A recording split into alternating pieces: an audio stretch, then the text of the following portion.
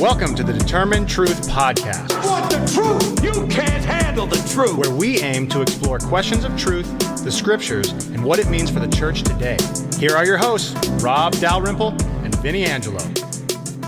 Hey everyone, welcome in. We are in part 5, episode 5 of our series through 2 Corinthians, and we're taking a little bit of a different kind of pass through it. Normally we would, in Revelation, we went verse by verse. It was very expository. Normally in these, we take bigger chunks, bigger views at the text. We haven't been doing the text as much. I think we're going to get into more of that later, but it has been just looking at the application and the impact in churches and the health of church and leadership. And today we're going to be looking not only at leaders, but also then the congregation as well. Yeah, exactly. And part of this stems from a couple different things, Vinny. One is what I see as a disconnect, and maybe what we see as a disconnect between what Paul's saying in 1st and 2nd Corinthians and much of the modern church, in terms of Paul saying, hey, listen, he's defending himself against these accusations. You need to be a better rhetorician. You need to get applause and laughter in your speech. And Paul's answer, as we discussed in 1 Corinthians, was, guys, I'm preaching about Christ crucified. This is foolishness to the Gentiles and a stumbling block to the Jews. What do you want me? I can't dress it up. It's about a dead, crucified, resurrected Messiah. What do you want me to do? And I just think that speaks so much to what we're doing in church today. And I think there's a disconnect. And on that theme, by the way, Vinny, I did a 7-part series, and I may add to it later on the YouTube channel, Determined Truth YouTube channel. It's under the playlist, Jesus and the Kingdom, to say, I think we lost sight of what Jesus and the Kingdom is. And in the 7th one, I did a 33-minute or so discussion of the parable of the sower, which we did a podcast episode on. And I actually added a little bit to that discussion there, some nuances and some insights that I had not even thought of before, as many times as I've taught that parable. And what I did at the end was I think, hey, look, this is what Jesus is saying. And I think this speaks to what we're doing in church today. So I want to encourage viewers to check that out. I'll put the link for that in the show notes also for this episode. But I just think we've discussed this a lot, but I think there's a few more elements that I think we need to go into in terms of the megachurch scene and what we're doing in church today. And we're not talking about per se all the practical elements of life in church, but I just think this is an important conversation, and we're trying to be careful and cautious and respectful at the same time, but I think it's prophetic and necessary.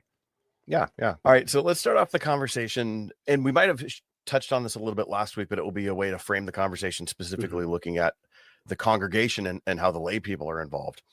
But one of the concerns oftentimes you hear in churches, especially in mega churches today, is they're convinced that they're completely orthodox in their theology. And we're doing what the early church did kind of idea. We believe what the early Christians did.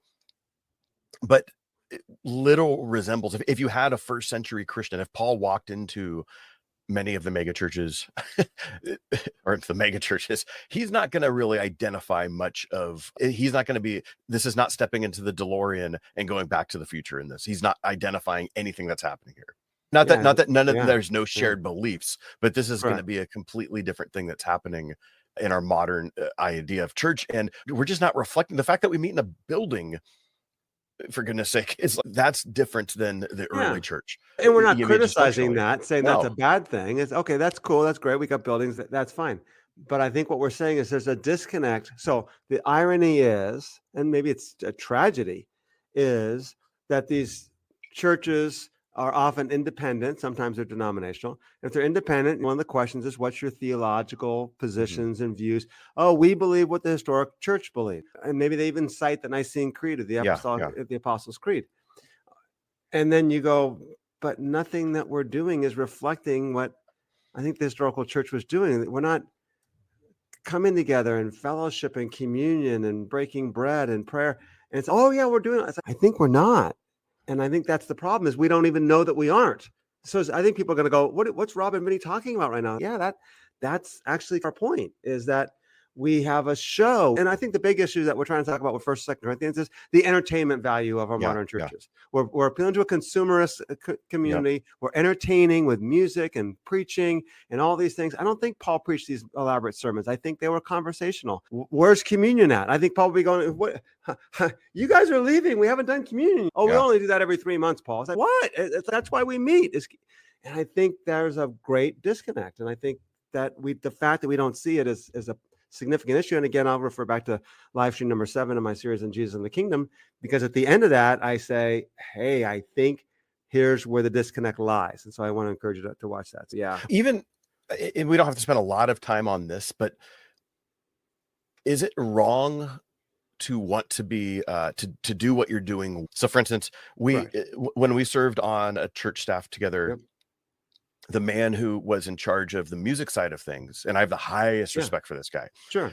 And his thing was always, and I served with him as a musician often, and his thing was, we are going to try to be excellent in what we do. The psalmist says to play skillfully. We're going to try to do that, but we don't want to make it just about that. And you're going to have mistakes, and it's not about just being as polished as you can be, but let's try to do it as well as we can.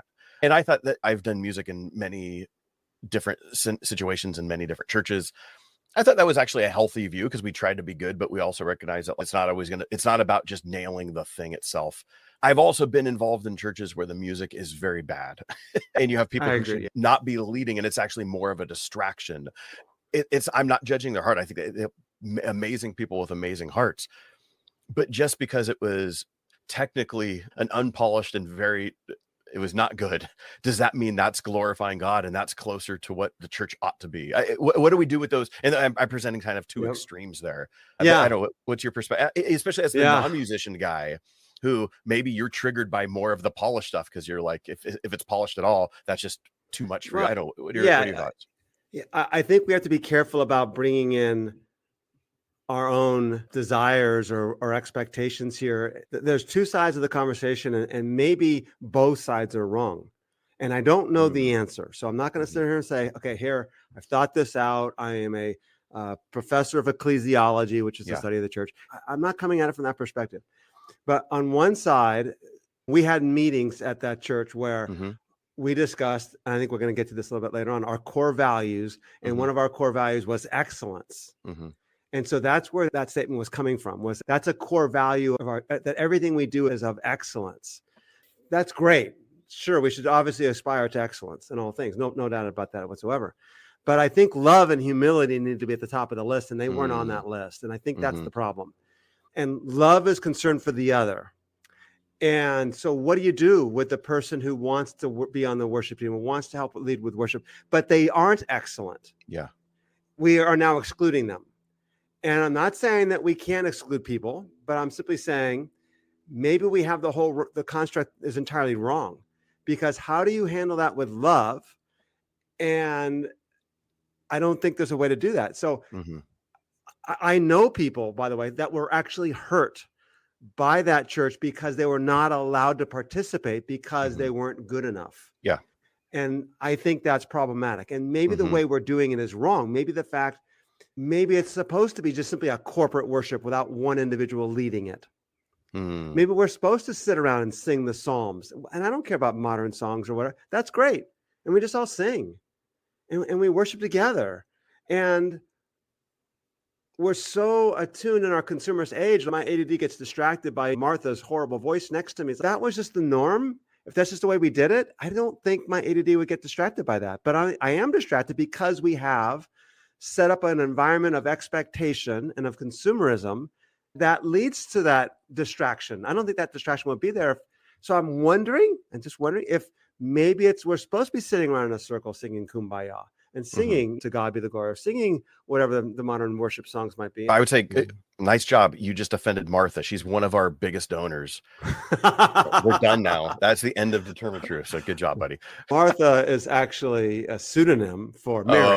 Okay. There you go. No, I did. Now married to I'll two delete people. that out of the final podcast. That's what I'll do.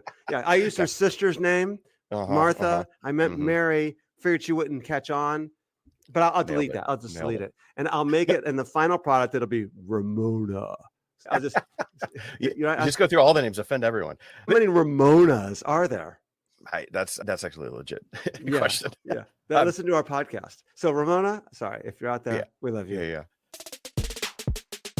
Hey everyone, we want to thank you for joining us on today's podcast. And we want to remind you that everything we provide at Determined Truth is free of charge. And this even includes all of the teaching that Rob does on a weekly basis to pastors in India and around the world.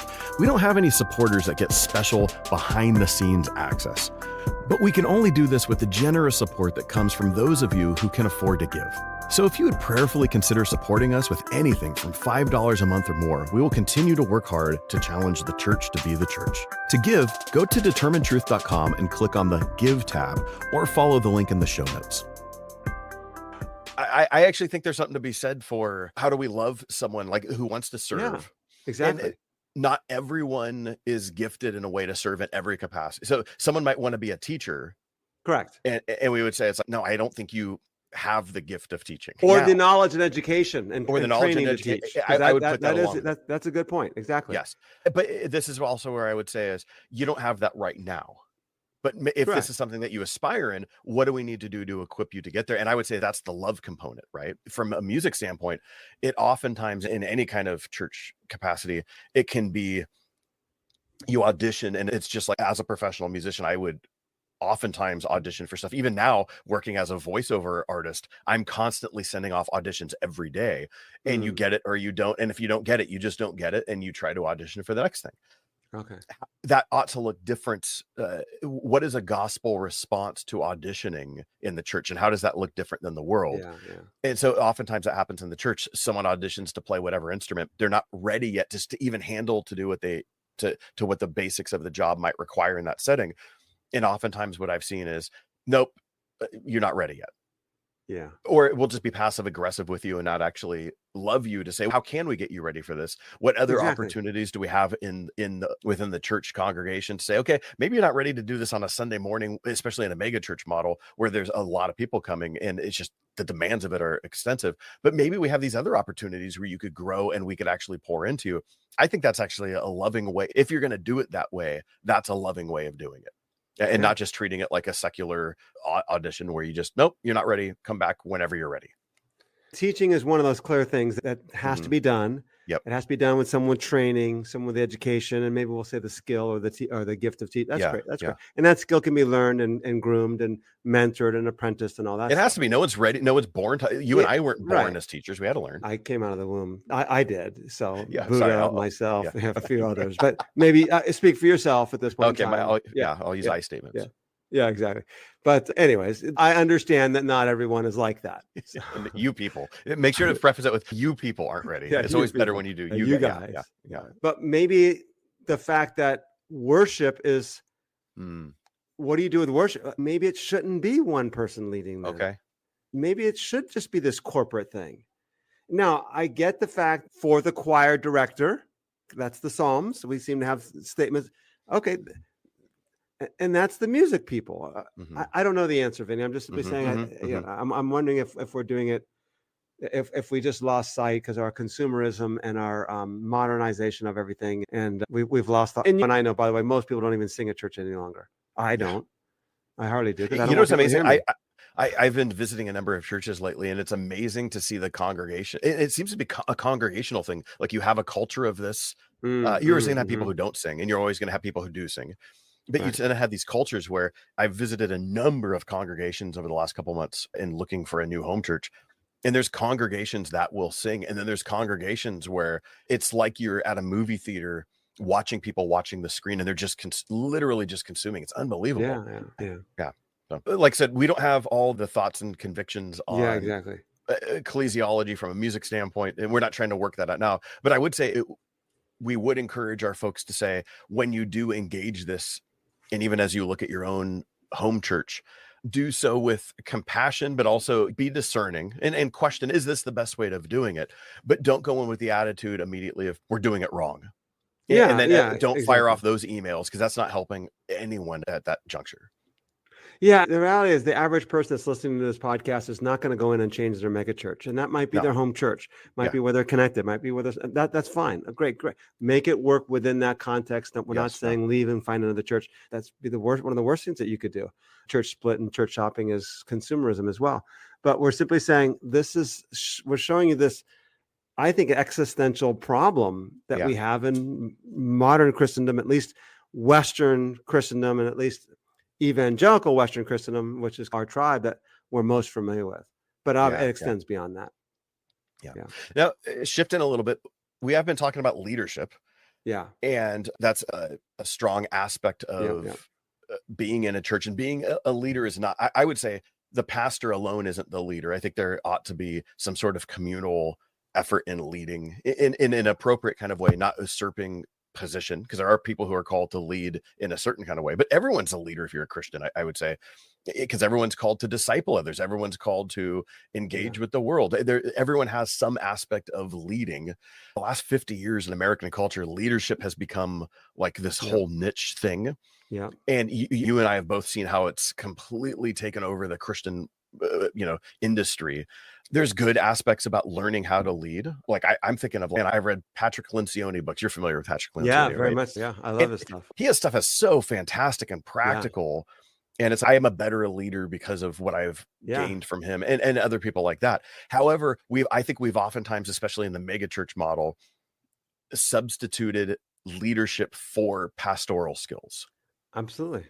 And just leadership skills for what a church ought to be. And leadership has become the new ecclesiology in a sense. What are some of your thoughts on leadership? And if you have good leadership abilities, you can attract a crowd. And that's the question. Are they attracted because we led them the right way? We marketed this the right way. We had the good flyers. We had good music. We had good promotion. We had a good speaker. We had a charismatic announcements. We had, and maybe some of the people that are getting attracted are really, truly finding Jesus. Okay, not denying that.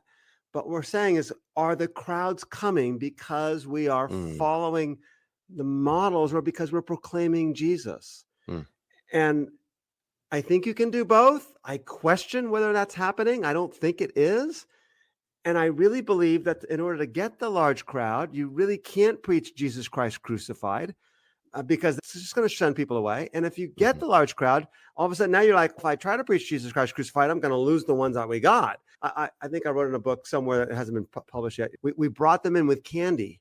We offered everybody candy. And then when we got them in, we offered them asparagus and broccoli. Oh, it's yeah. Like, wait a minute. Hey, you didn't tell me this was the main course. Oh, sorry. Because we brought them in with, this is going to make your marriage better. This is going to make your family better. It's going to be good for your kids, how to be healthier and wealthier and wise, and all those great things. And then we said, oh, and by the way, you have to take up your cross and follow him. Oh, by the way, you have to sacrifice yourself for the sake of the other. Husband, love your wives as Christ loved the church.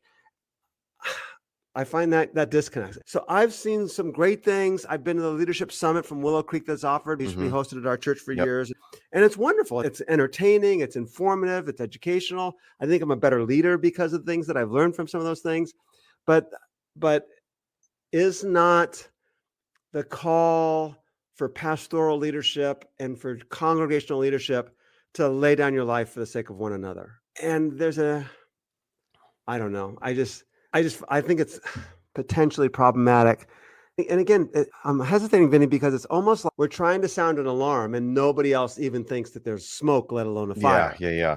And so it's like Jeremiah preaching for 40 years. Jerusalem's going to be destroyed. Yeah. It's like, there's no sign. Everything's well. The economy is good. The king is ruling and everybody likes him and he's got a lot of power and the foreign armies aren't even close. And but guys, you don't know.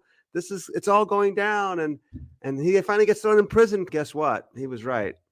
I think there are a lot of people in these churches that are going, there's something more to the gospel. I don't know what it is. Would somebody please tell me?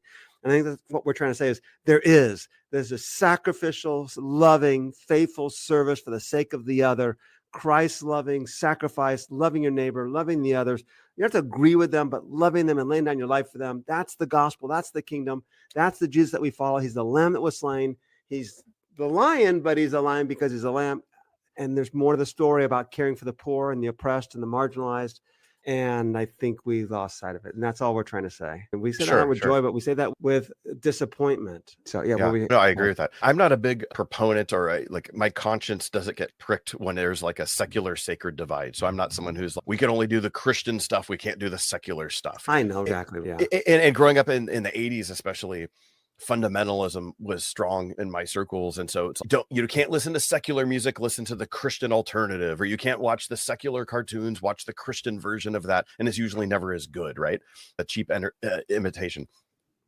When are the times though where it's wise to ask questions about motivation and Christian influence on leadership And when is it okay to say, hey, no, I'm just going to glean from this leadership? Because I'm even thinking of some of those, like the Willow Creek, the leadership summits.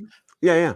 And there's times where they had non-Christians get up there. Exactly. Right. Yep. You have the pastor giving a leadership talk. Yeah. Then you're getting the CEO of wherever getting a leadership talk. And we're assuming, and this is Christian leadership because it's under the guise of a Christian leadership summit. When do we commend and condemn? When do we say, no, I could take some of this, but not all of it? How do we use wisdom there? Great question. We absolutely can take everything we learn from the secular world or wherever it might come from on leadership or whatever, but it has to be filtered through the lens of the kingdom of God. It just has to be. And that's where I don't think we're doing a good job. I think we're simply saying, let's use this practice. Let's use this practice. Let's use this. It's okay. That's all great. But when we do that, what about the least of these? What about that widow over there? And if we lose sight of that, then we've lost sight of the gospel and we've exchanged it now for something else. And I think that's what we're trying to say is no denying that you can have the CEO from a major Fortune 500 corporation come in to our church to say, hey, there's a better way to lead people. Absolutely. Thank you, helping us. But we're leading people in the context of the kingdom of God. And that leadership is still going to be sacrificial love for the sake of the other. Whereas that altruism is not going to exist necessarily in the secular realm, because at the end of the day, it's what's driving them might be profit margins, shareholders, keeping your job, getting ahead of the other company so they're not competing with you. You just have to say, what are the things, what are the values that are driving this thing? Yeah, in other words, there's some things that I just can't go that far with it. I get it. You have to. I understand.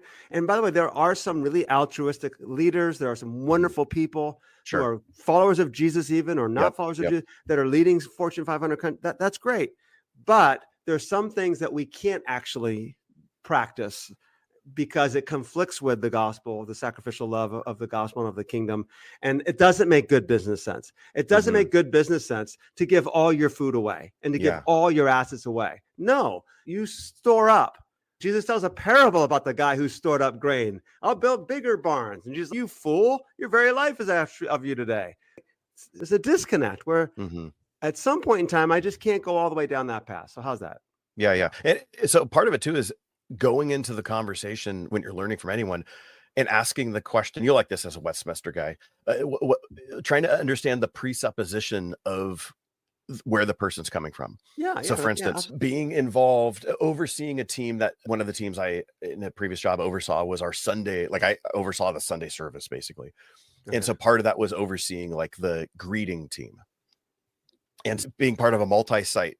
The person who was the main overseer of that wanted all the people who were involved in this to read a book that Disney had put out on hospitality and guest services.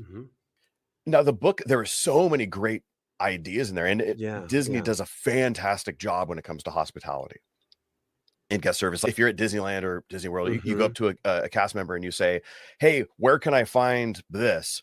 They're literally not allowed to say, I don't know. All they could say is, let me help you find it if they don't know. And they have to take you and get you in the right direction. There's things like that where it's like, that is good, solid hospitality to engage in things like that. So there was great things from this. It's not that way at Walmart, by the way. I think it's on aisle 37. Exactly. Or Home Depot. Might be on the left side. You know, exactly. Aisle 37, sporting goods. And I need a pair of socks. Exactly.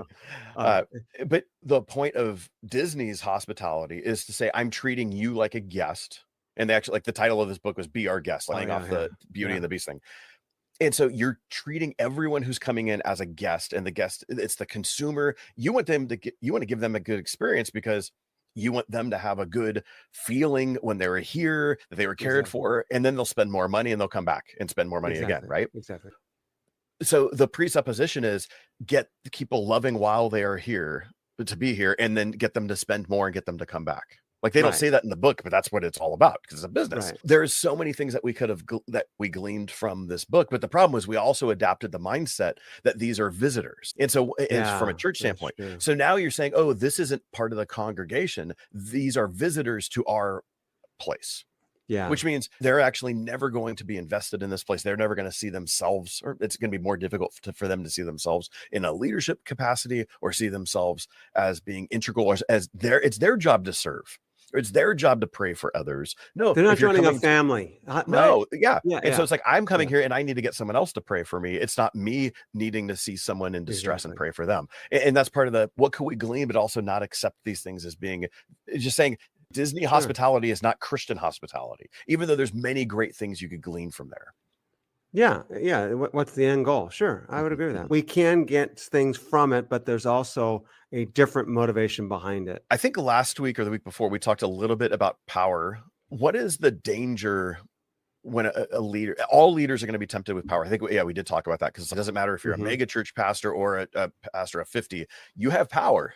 A parent, I have one kid and I am tempted with power because I have the ultimate say over a 7-year-old right now. Anyone can get tempted with power. What sort of dangers might pastors, especially someone we've served in these capacities, what dangers are we tempted with in getting too much power? And this kind of goes back to the conversation with Scott McNabb a few years ago about the narcissistic pastor, that anyone who is comfortable standing in front of a congregation of 100 or 200 people has some element of narcissism within them. And that has to be careful. We have to be careful about that. I would say that fundamental to the gospel of Jesus Christ is the nature of his kingdom is sacrificial love for the sake of the other. Jesus is the Lord of that kingdom, and he calls us to be the agents through which he builds his kingdom. His kingdom is predicated on love, and love is sacrificially surrendering oneself for the sake of the other. And that has the problematic elements of people can take advantage of you and things that we discussed already. The antithesis of that is the kingdoms of the world. And the kingdoms of the world do power differently. As Jesus says in Mark 10, the Gentiles lord over those in authority, but not so with you. The first shall be last, the last shall be first. There's a contrast between the way things are done in our kingdom and the way things are done in the kingdoms of the world. And fundamental to the kingdoms of the world is power. And power is often expressed in military might and force and things of that nature. But power is also intimately connected with money and wealth, because money and wealth either got you into power, or you got power so you can attain money and wealth, or you need money and wealth to maintain your power, something along those lines. So 1 Timothy 6, verse 10, simply says the love of money is the root of all sorts of evil. And I think this is the danger. And all of a sudden, so when a pastor becomes a powerful influence, he's a charismatic leader, he's attracting a great following, all of a sudden now there has to be red alert, danger signs and warning signs around that. Now, there are some really good pastors and leaders, male and female, I would say, that are doing wonderful things. They're charismatic leaders, they're dynamic teachers, they're genuine, sincere followers of Jesus, they're a heart of gold and all that stuff. But they need to surround themselves with people that can hold them responsible, with a system that holds them accountable, because otherwise that unbridled gifts can run amok and can get them in a lot of trouble. Yeah, I think there's a quote from Francis Chan I have somewhere up here in my notes. Francis Chan said this. He says, last summer, this I think before he stepped down from his church in Southern California. Okay. He says, last summer I came to the shocking realization that I had to share with my wife. If Jesus came to a church in Simi Valley, mine would be bigger. People would leave his church to attend mine because I call for an easier commitment. I know better how to cater to people's desires so they stick around. Jesus was never really good at that. He was the one who said, he who loves father or mother, son or daughter more than me is not worthy of me. I'm much more popular than Jesus. And that was a shocking realization for Francis Chan. And he said, I had to step down. Well, and he wasn't saying that out of arrogance. Exactly. Like he was saying it because he understood the consumer nature of what was happening. Yes, exactly. Yeah, exactly. And I think that's an important thing there that we don't do. And so when you look at some of the big problems that have happened in some of these mega churches, whether you think of Ravi Zacharias, who wasn't in a mega church, but he's this massively popular apologist. People they put him on a pedestal so high that he was untouchable. So no one believed any accusations against him, and they didn't hold him accountable. And he had 3 phones and nobody checked his other phone. And so he was able to run, and he was horribly immoral for a long time, but he got away with it because he had no oversight. There's a report that came out with the Willow Creek issues that happened with Bill Hybels. I think Caitlin Beatty published this in her book, Celebrities for Jesus. She said that in April 2019, the Willow Creek Governance Review came out and said, quote, the senior pastor was larger than life for many. Most board members gave deference to him. And then it goes on, she says, the report notes a culture of fear, controlling behavior, and board capitulation as reasons why Hybels couldn't be stopped. And that becomes the problem. And I've had situations where I Mhm. tried to confront a leader, and I went to another individual and I said, hey, listen, if I go by myself, I don't think the board's going to listen to me, because I knew the leader Yeah. had enough clout that people weren't Yep. going to listen to one accusation against him. So I thought, I can't go alone. I had good credibility. People trusted me. I think they respected me for the most part. But I thought, yeah, me alone is not going to be enough. So I called a few individuals. I said, here's what I'm doing. I think this leader is in danger. I think this leader needs help. We need to speak for the sake of this leader, lest he harm other people, let alone himself.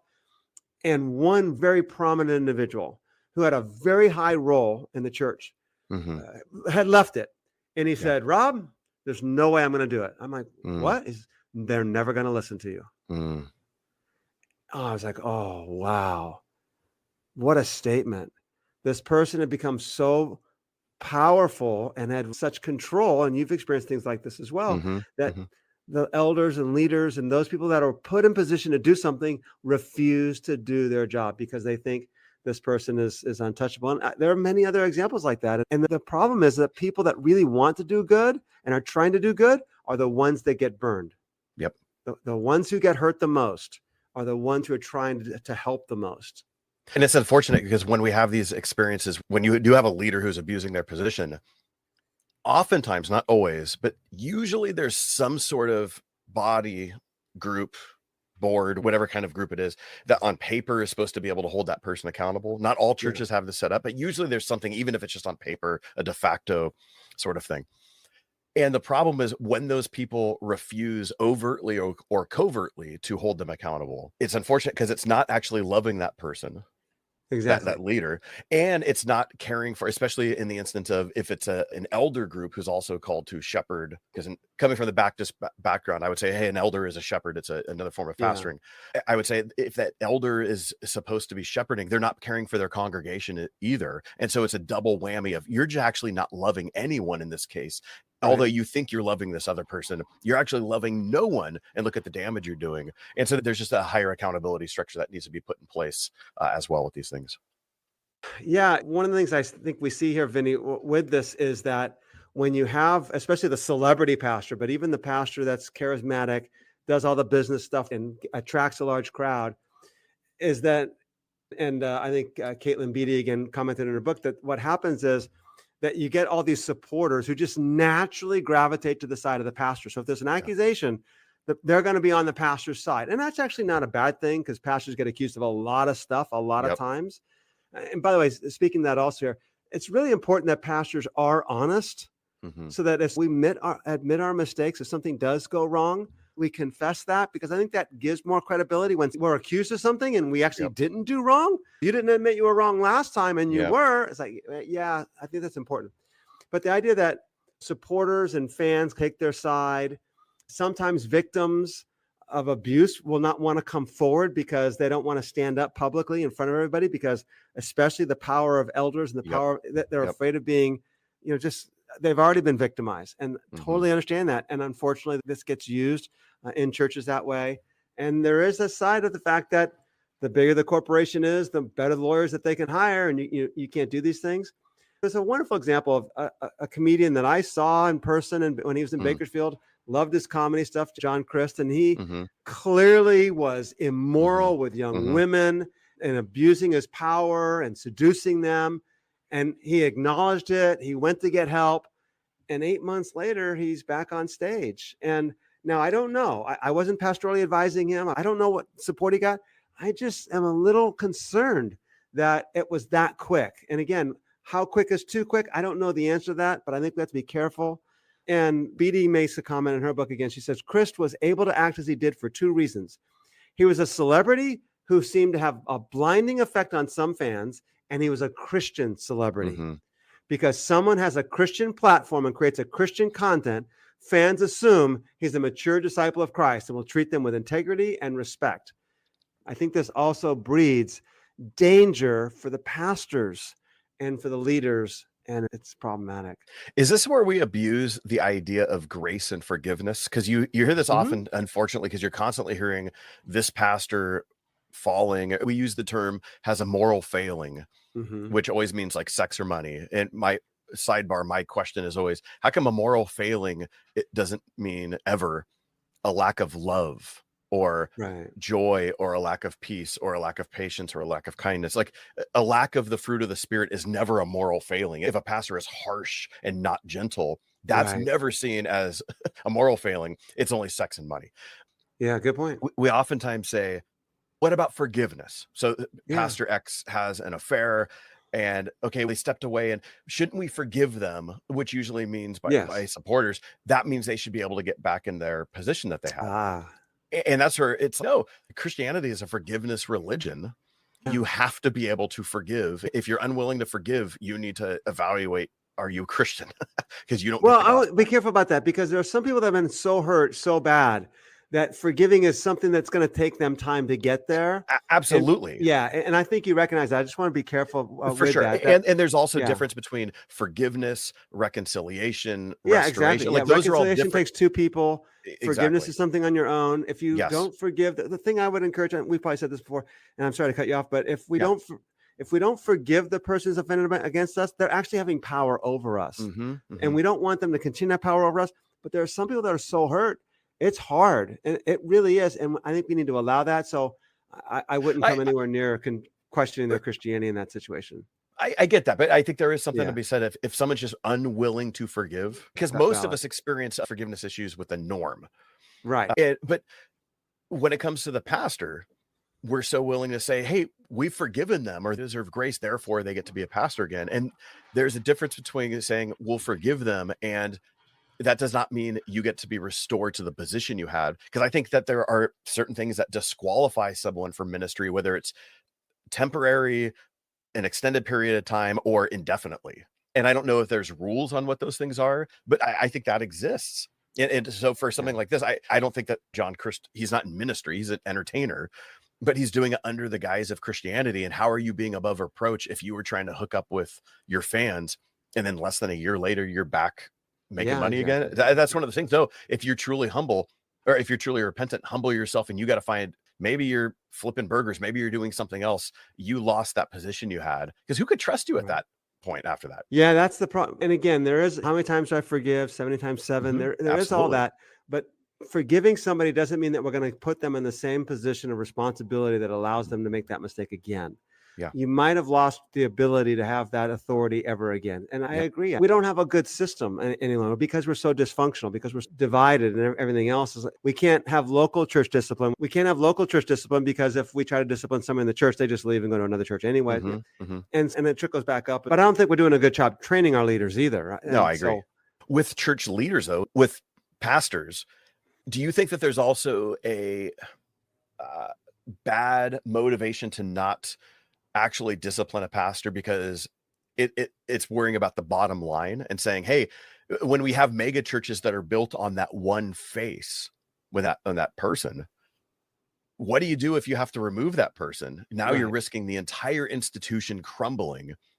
And say, we're actually not going to do this, or we can't discipline him now because we have this other thing going on in the background. And so you're not serving justice in the moment but what about this thing happening? We can't do both these things at once. It's not righteousness in the sense of making things right.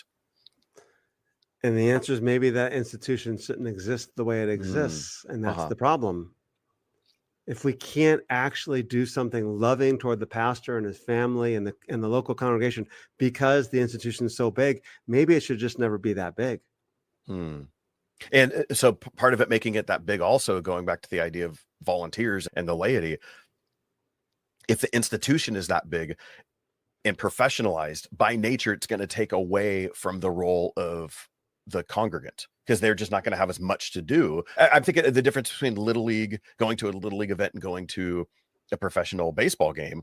Little League, you know how it is. Your dad, your guys played. The parents are the ones who getting there. They're the ones who are, depending on the type of league. I grew up in a very poor league. So the parents are the one who are helping drag the field or chalk the baselines, getting everything ready. They're the ones running the snack shack. They're the ones cleaning up the bleachers.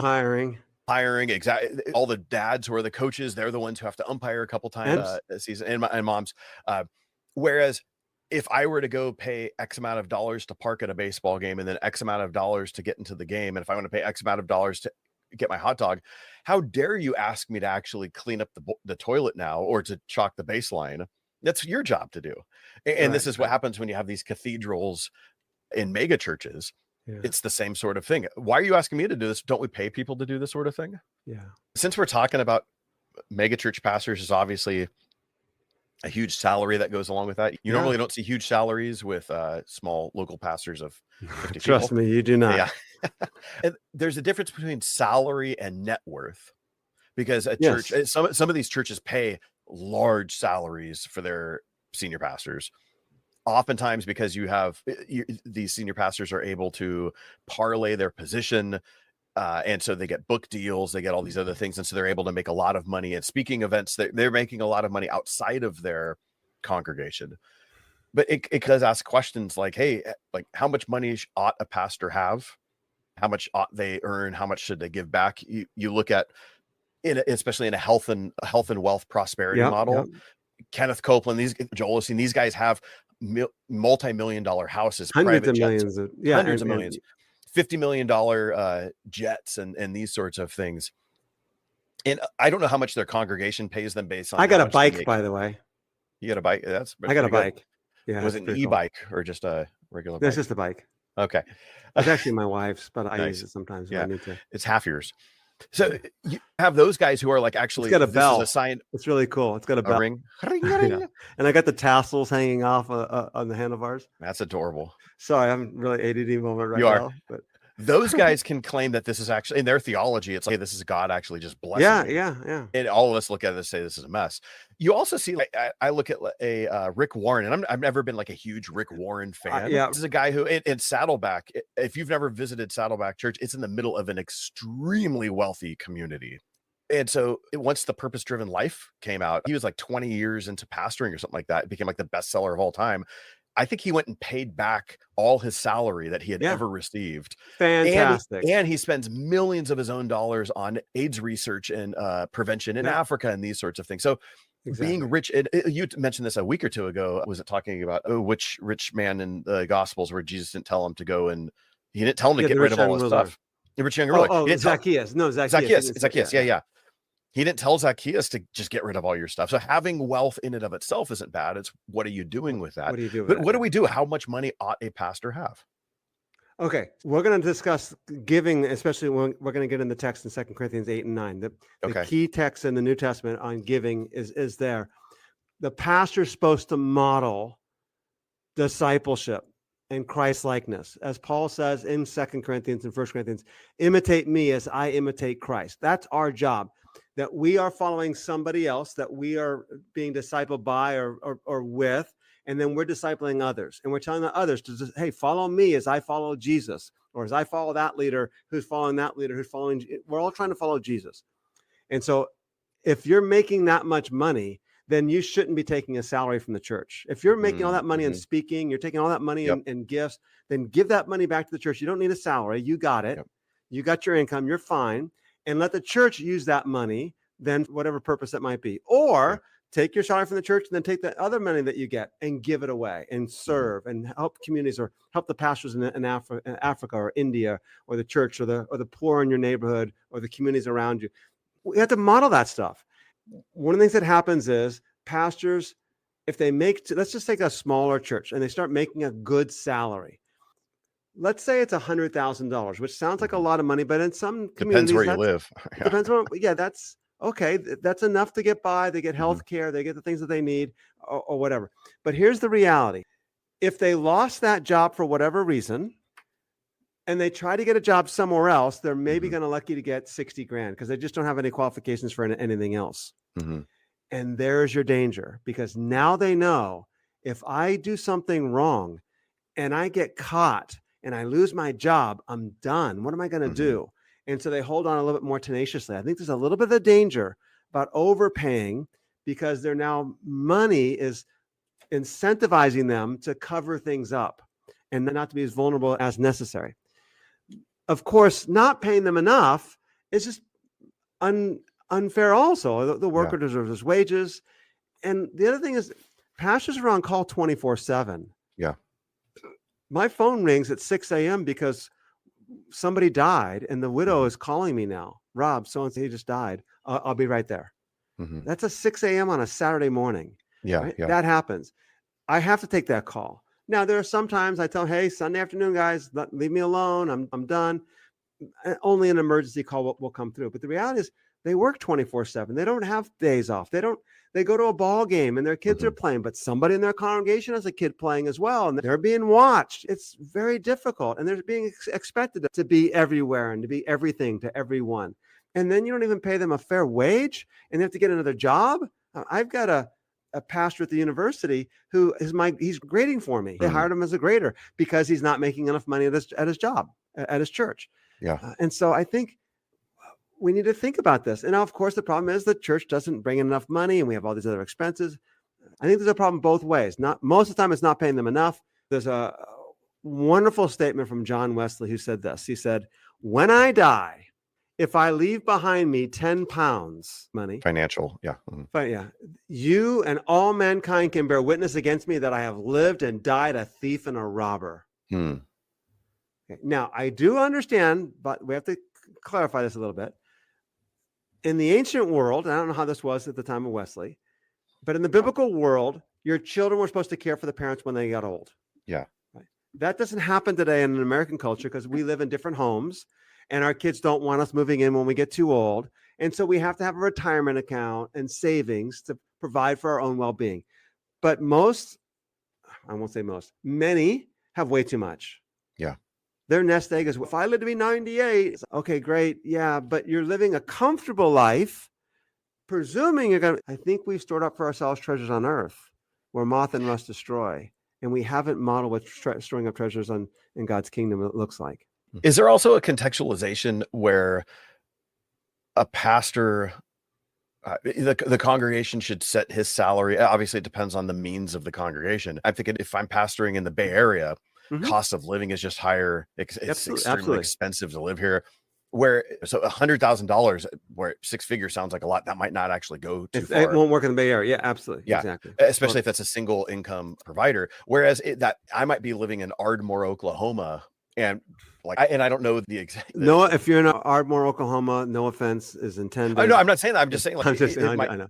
Maybe I survive on 60 grand and maybe that works. Or less. Yeah, sure, exactly. Yeah, or less. Right, so there's a bit of a contextualization on what is appropriate for that minimum wage, and that's where I would say it's inappropriate to say a pastor should make no more than this. It depends. Yeah, exactly. All right, okay. We solved every problem known to man.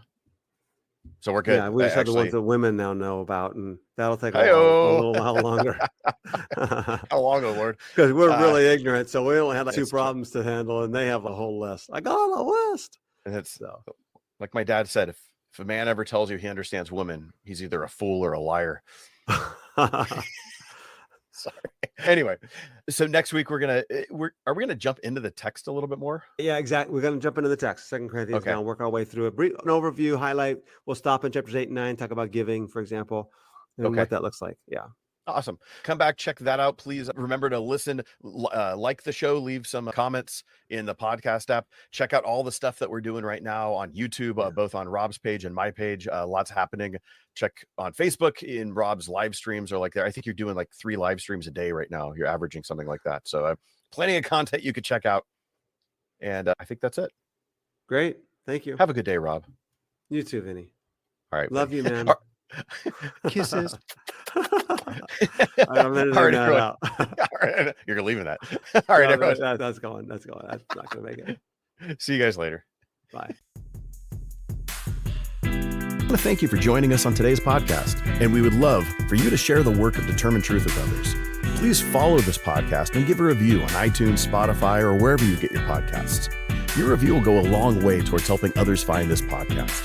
Then share it with others so that we can get the word of the gospel of the kingdom to more people.